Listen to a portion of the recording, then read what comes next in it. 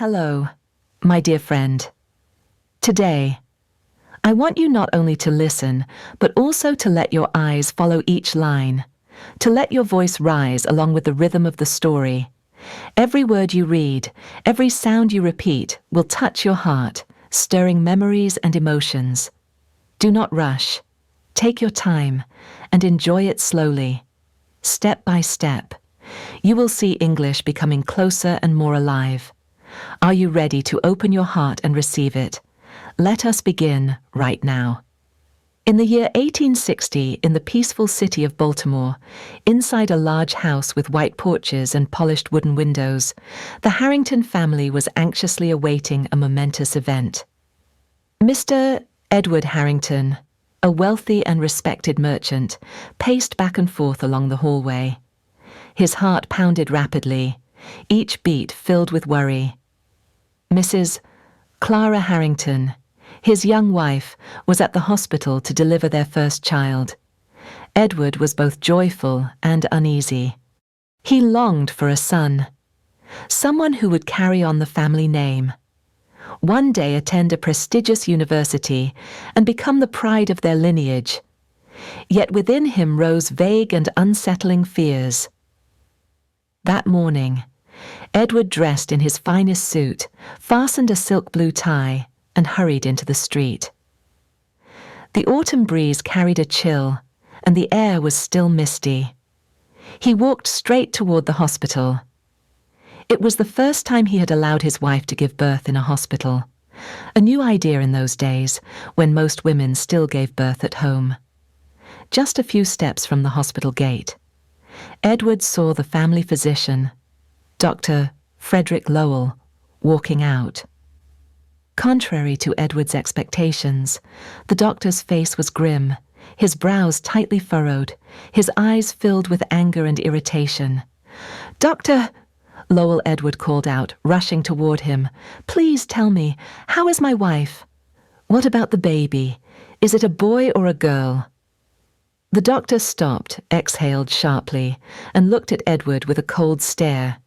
"You should go see for yourself." Edward's chest tightened. He forced himself to ask again, "Is something wrong?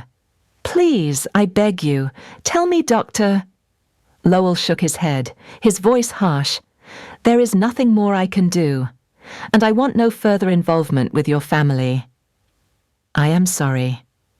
With that, he walked away, leaving Edward frozen in the early morning wind. The sound of the doctor's footsteps faded, leaving behind a hollow emptiness in the heart of a father who had just moments ago been filled with anticipation, now overwhelmed with dread. Edward slowly stepped into the hospital. In the lobby, a young nurse sat writing in a ledger. Her face suddenly went pale when she saw him. "I want to see my child," Edward said, his voice breaking. The nurse jumped up in alarm. "Go upstairs immediately, sir." At once. Shaking, Edward climbed the stairs, clutching a small bowl he had brought to prepare for the baby. Each step felt unbearably heavy. On the top floor, another nurse met him. When Edward spoke, "I am Harrington.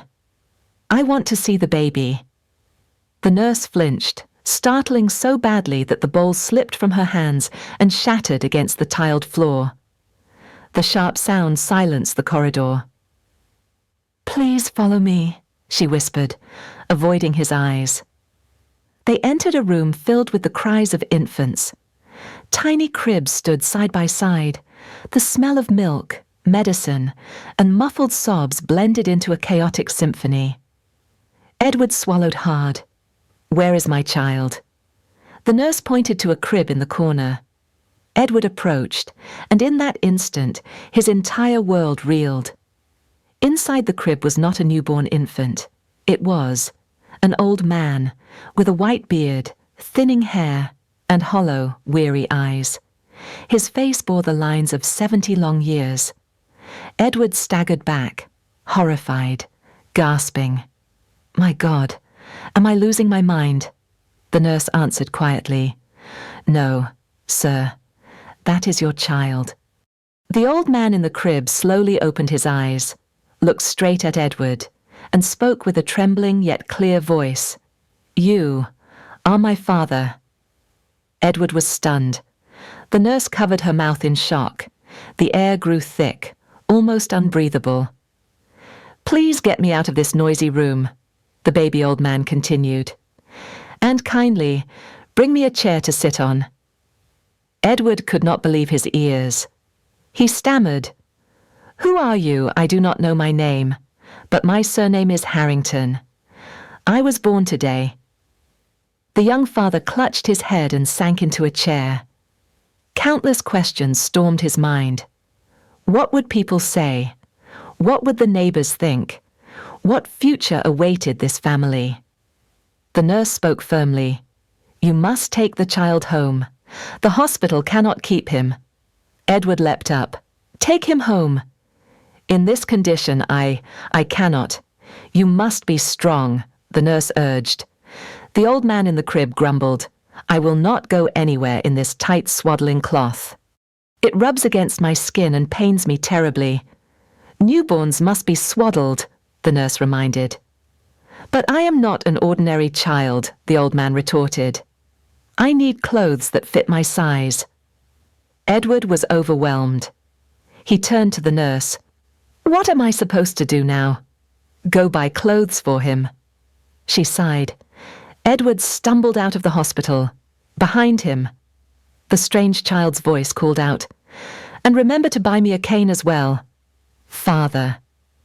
In Edward's mind, the words echoed, I do not understand. Why has fate done this? I feel afraid. I wish this were only a nightmare. But then, a faint voice rose from his memory, the words of an old teacher who once guided him. If you wish, you may try to face your fear. Do not run away. Edward swallowed hard. His feet trembled, yet he kept walking. The strange journey of the Harrington family had officially begun. The very first days when Edward Harrington brought his peculiar son home were a series of trials. He named the boy Nathaniel. But Nathaniel was unlike any other child. He, or rather, the young man preferred reading thick books instead of playing with rattles. And he liked sitting quietly in an armchair instead of crawling on the floor. Every day, Edward tried to teach his son how to live like a normal child. He handed Nathaniel a warm bottle of milk. Drink, my son. Nathaniel frowned.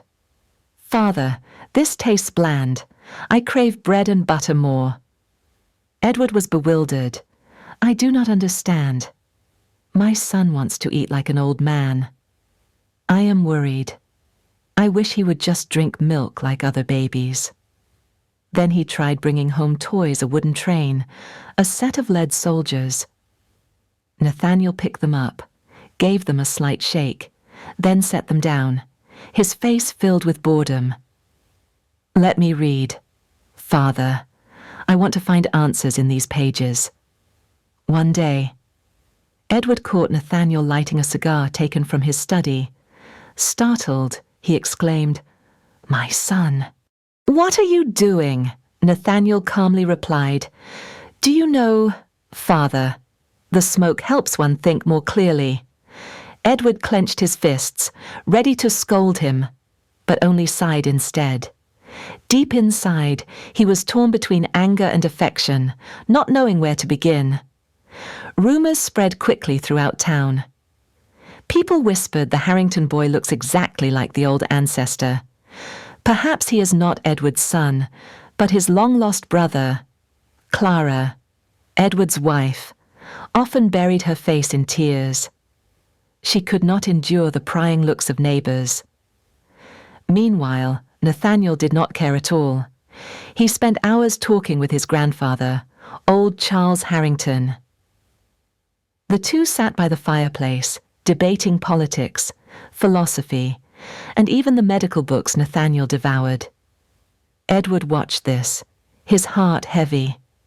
The son I fathered is closer to my father than to me. I feel lost. I wish I could understand him. Time passed, and Nathaniel began to change. His silver hair darkened, his wrinkles softened. Edward realized his son was growing younger. One day, Nathaniel looked into the mirror and suddenly cried out, "Father, I think I am becoming younger. My skin is rosier. Perhaps I will not need this cane anymore." Edward froze, hope flickering in his chest. If that is true, then maybe you will find it easier to fit in.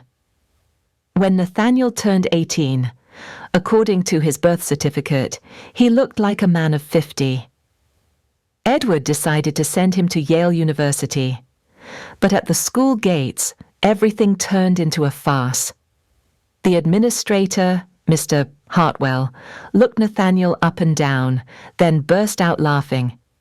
"Sir, are you here to visit your son? The new students are in the dormitory." Nathaniel blushed, answering firmly, "Word by word, I am the new student." The entire hallway erupted in laughter. Students whispered, "Did this old man get lost? Maybe he is looking for a job as a gatekeeper." Though Nathaniel insisted he was 18, no one believed him. Mr. Hartwell grew angry and barked, "Leave at once. This is no place for jokes." Nathaniel walked away, his heart bleeding. Students ran after him, mocking. He could only mutter one day, "You will regret this." On the train ride back to Baltimore, Edward sat beside his son, looking at his sorrowful face. He whispered, "If you want, you can try another path. College is not everything." Nathaniel gripped his father's hand tightly. Determination shone in his eyes. A few years later, Nathaniel entered the family business with his father.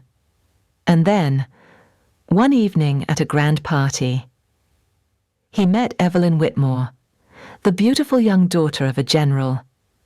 Evelyn bowed gracefully, her eyes sparkling. "Sir, are you here with your brother?" she asked softly, nodding toward Edward. Nathaniel hesitated. If he told the truth, she might scorn him. He smiled instead. "Yes, that is right." During the waltz, Evelyn whispered, "I like experienced men. They are calmer, more grounded than those frivolous young boys." Nathaniel's heart pounded wildly. For the first time, he felt the simple happiness of love. After the party, Nathaniel confided to his father, "Love is more important than profit." Edward was taken aback, then chuckled. "My boy, I was talking about bolts, not love." But Nathaniel did not listen. In his heart, Evelyn was the light. Love blossomed, but so did trials. Rumors spread across the city. Evelyn is so young, yet she plans to marry an old man. Perhaps Nathaniel is really a long-lost Harrington brother. Even General Alistair Whitmore, Evelyn's father, grew furious. "I would rather die than give my daughter to someone who looks like an old man." But Evelyn stood firm. She whispered to Nathaniel, "I do not care what others think. All I need to know is how you treat me." Those words became a flame that sustained Nathaniel. Each day, he repeated to himself, "I feel at ease. I am amazed someone believes in me. I am happy." And it was this very love that gave Nathaniel the strength to keep going, despite the laughter and ridicule around him. After the wedding, Nathaniel Harrington's life turned a new page. He became the man of the family, a promising businessman. In the eyes of everyone, Nathaniel grew younger and more full of life each day. But it was this very peculiarity that gave rise to conflict. Evelyn, after many years together, gradually entered her 40s. Her radiance retreated, replaced by calmness and maturity. In contrast, Nathaniel grew more youthful every day. At first, Evelyn proudly told her friends that her husband always looked strong and fresh, but slowly the difference became a burden. One evening, Evelyn looked sadly at Nathaniel. You are more and more like a young man in his 20s. And me, I only see myself growing older. Nathaniel took his wife's hand. No, to me, you are always as beautiful as the first day. I am happy because I have you. Evelyn smiled, but it was a faint smile, deep inside. She knew the distance between them was widening. When the war between America and Spain broke out, Nathaniel decided to join the army. With his strong physique and brave spirit, he quickly rose in rank, from captain to lieutenant colonel, and was awarded the Medal of Honor. The days in the military gave Nathaniel a joy he had never known before: discipline, challenge, and camaraderie. Returning home. Nathaniel was welcomed as a hero, but as he stood on the train platform and saw Evelyn waving the flag, Nathaniel froze. The woman before him bore the marks of middle age, while he looked younger than when they first met. That evening at dinner, in the warmth of their home, Nathaniel tried to share. Evelyn, do you see people say I grow younger every day? Perhaps. She cut him off, her voice cold. You should stop being proud of that. It is not normal at all. Nathaniel fell silent. I do not understand. Why does what makes me different become a thorn in the eyes of the one I love? I feel anxious. I wish I could grow old like everyone else. The distance between husband and wife widened. Nathaniel went to parties, blending with young women, laughing, talking, dancing. Evelyn chose to stay home by the oil lamp and her books.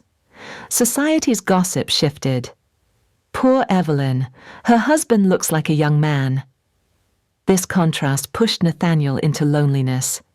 Yet inside, he continued learning, passing through each small lesson of fate.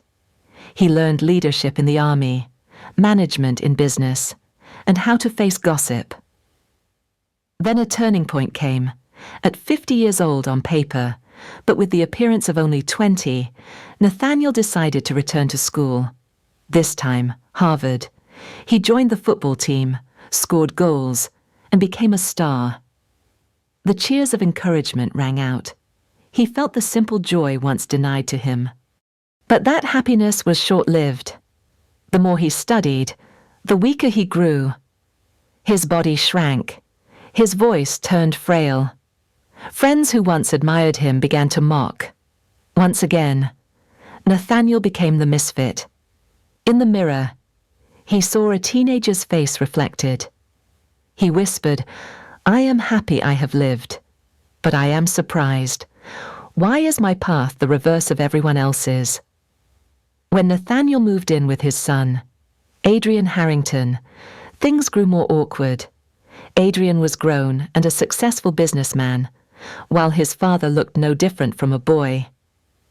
At times, Adrian sternly said, From now on, in front of guests, do not call me Adrian anymore. Call me Uncle. That will be less awkward.